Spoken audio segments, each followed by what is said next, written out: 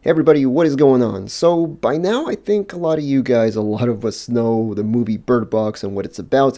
But if you happen to not know, let me quickly explain. Bird Box is this Netflix original movie, which is a post-apocalyptic movie, so it's kind of in the horror slash thriller genre, where these survivors have to avoid this evil presence by blindfolding themselves, because if they happen to look at this presence, these monsters, then they will kill themselves, because that's what happens when you look at these monsters. And the main characters have to make their way to this safe house by crossing a long river, and it's told half in flashback, half in the present. So if you do want to check it out, then I do recommend it. So go check it out if you haven't already. In the wake of Bird Box, though, this challenge has come out called, well, the Bird Box Challenge. That is basically people just blindfolding themselves, doing everyday tasks, and posting the videos up on YouTube or social media. Now, as a legally blind person, what is my perspective on this? Now, to be honest, I don't have much of a problem with the challenge in general. I don't really see a problem with people just blindfolding themselves, doing everyday tasks, as long as they're not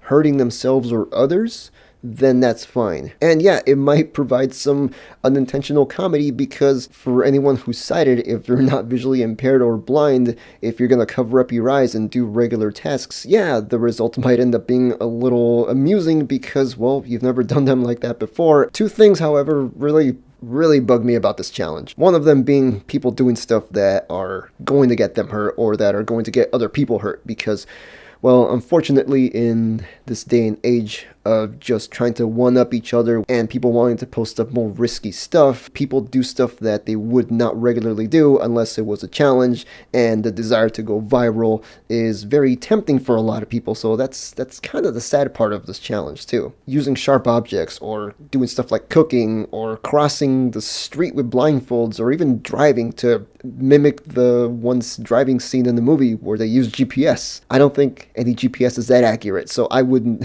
yeah, don't try that. Don't even try crossing the street. I mean, unless you've had like actual orientation and mobility training like a blind person has, yeah, don't do that. The other problem I have with this is because sighted people are doing this for a short amount of time. They're blindfolding themselves for maybe like 24 hours or just a few minutes. They might get the impression that, hey, that's how all blind people must be. They must like all fumble and stumble around, reaching around with their arms all the time to do this because, hey, it was hard for me, so it must be hard for them too. That's the problem right there, and I think that's where the danger lies, because people might end up having this misconception that all blind people must be so incapable of doing this stuff. Let me give an example for the sighted folks to understand a little better. Imagine a teenager getting their driver's permit, or about to get their driver's permit, and they step in the car for the first time. They're going to be driving erratically. They're probably going to have one foot on the gas, the other one on the brake, and it's gonna be real sloppy driving, right? Now imagine if that person,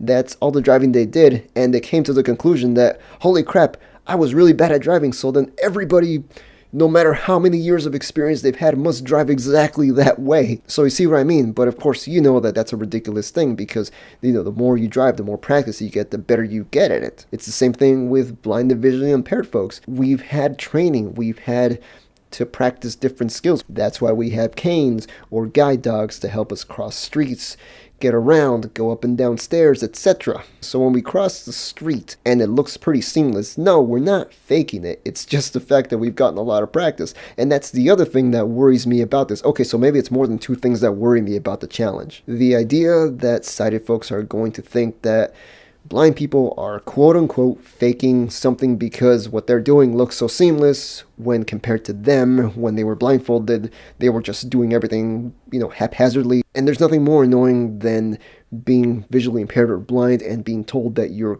quote-unquote faking your blindness. It's pretty messed up to tell someone who actually is blind that they're faking it. You can't see through their eyes, so why are you judging like that in the first place? Another thing, I guess I found the fourth thing that bugs me about it. I know that, you know, some of this stuff has comical results because, like I said, sighted folks who are being blindfolded, them doing stuff that they've never done before, blindfolded, is going to be a little funny, but just everything about the challenge being painted in a comical manner, I think because of that, people forget that there's folks like us who actually have to deal with this on a daily basis. It's disappointing to know that it's mainly being done for laughs. A few other YouTubers also did response videos to the Bird Box Challenge, so I'm going to post links in the description below. Also, I think I ran into this on Twitter, or I don't know where, but I ran into it recently. I'll post a link if I can find it. Someone said that folks who are trying to do this challenge should do an actual challenge where you're doing things that actual blind people do, like use your phone with a screen reader or use a computer with a screen reader, watch a movie with audio descriptions. Those are two examples. I don't know what the rest are. If I do find it, I'm going to post a link in the description below as well. If you are thinking of doing the challenge though, keep two things in mind. One, do something that is not going to get you hurt or anybody else hurt. Do something that's safe. And number two, remind yourself that this is the reality for folks like us.